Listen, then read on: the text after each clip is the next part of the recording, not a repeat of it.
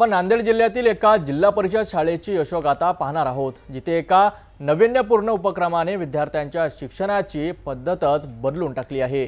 या शाळेचे नाव आहेत मातरडा येथील जिल्हा परिषद शाळा। या शाळेने नो बॅक बेंचर्स हा अभिनव उपक्रम सुरू केला आहे, ज्यामुळे विद्यार्थ्यांच्या गुणवत्तेचं वाढ होण्यास मदत होणार आहे। नांदेडच्या मातरडा येथील जिल्हा परिषद शाळेने शिक्षणात एक नवा आदर्श घालून दिला आहे।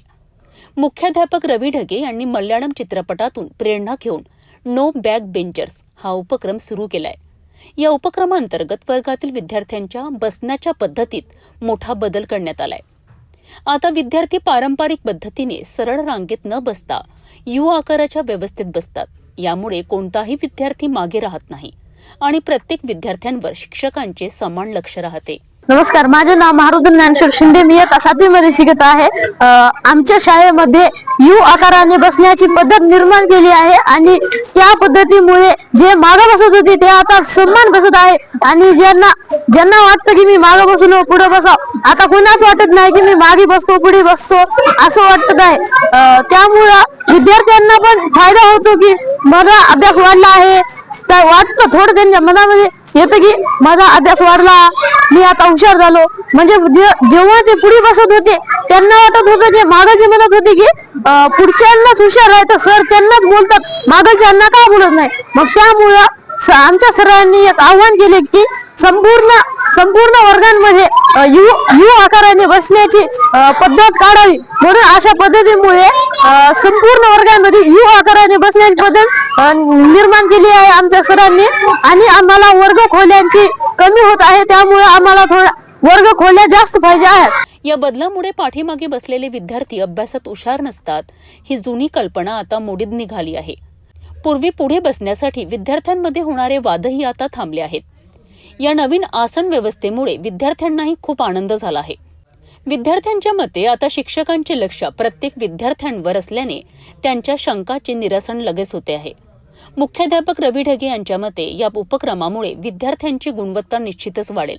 हा उपक्रम इतर शाळांसाठी एक प्रेरणास्थान ठरू शकतो। नक्कीच जिल्हा परिषद केंद्रीय प्राथमिक शाळा मातरडा ही शाळा नाविन्यपूर्ण उपक्रम राबवणारी शाळा म्हणून जिल्ह्यामध्ये प्रसिद्ध आहे आणि मागील अनेक दिवसापासून मी वेगवेगळे उपक्रम या शाळेमध्ये राबवतोय। भविष्यवेधी शिक्षणाच्या माध्यमातून मी सुरुवातीला विद्यार्थ्यांना जापनीज आणि जर्मन भाषेचे धडे सुद्धा दिलेले आहेत। म्हणजे विद्यार्थ्यांकडून मी काय शिकलो, विद्यार्थी स्वतःहून शिकले, या पद्धतीचा उपक्रम मी घेतला। तसेच मार्च 2023 पासून वृक्ष वाचनालय, डॉक्टर बाबासाहेब आंबेडकर वृक्ष वाचनालय हा एक उपक्रम आम्ही राबवत असतो। दर शनिवारी मुलं एका झाडाखाली बसतात, 1 तास वाचन करतात। नुसतं वाचन करत नाहीत, वाचलेल्या पुस्तकाचं मनन सुद्धा करतात। तसेच प्लॅस्टिक मुक्त शाळा, विद्यार्थ्यांमध्ये जागतिक दर्जाची समस्या कोणत्या त्या समस्या सुद्धा समजणं गरजेचं आहे। त्या समस्या कधी समजतील, जेव्हा आपण जागतिक दर्जाचे दिवस शाळेत साजरे करू आणि वेगवेगळ्या पद्धतीने आम्ही दिवस ते साजरे करतो आणि विद्यार्थ्यांसोबत साजरे केल्यामुळे विद्यार्थ्यांमध्ये सकारात्मक बदल होताना मला दिसतो। जसं की तुम्ही विचारलात की बॅक बेंचर्स ही संकल्पना, केरळमध्ये जो चित्रपट आहे सानार्थी कुट्टनम हा एक मल्याळम भाषेमधला चित्रपट, जेव्हा यूट्यूबच्या माध्यमातून मी पाहिलं की त्या चित्रपटामध्ये एक सीन आहे की त्याच्यामध्ये back benchers, no back benchers, म्हणजे मी ज्या शाळेत शिकलो, तुम्ही ज्या शाळेत शिकलात तेव्हा आपण काय करत होतो, पुढे बसणारे मुलं वेगळे, मागे बसणारे मुलं वेगळे अशी संकल्पना होती। परंतु आता तसं राहिलेलं नाहीये। सगळ्यांना एक समान शिक्षणाची संधी आपल्याकडे संविधानानं दिलेली आहे। ती संधीचं सोनं करण्यासाठी ही एक नो बॅक बेंचर्स ही संकल्पना पुढे आली असं म्हणायला हरकत नाही। आणि हा जेव्हा मी उपक्रम शाळेमध्ये इतर शिक्षकांची सहकार्याची मी चर्चा केली, त्यांनाही आवडलं। काही हरकत नाही सर म्हणले, आपण करूया।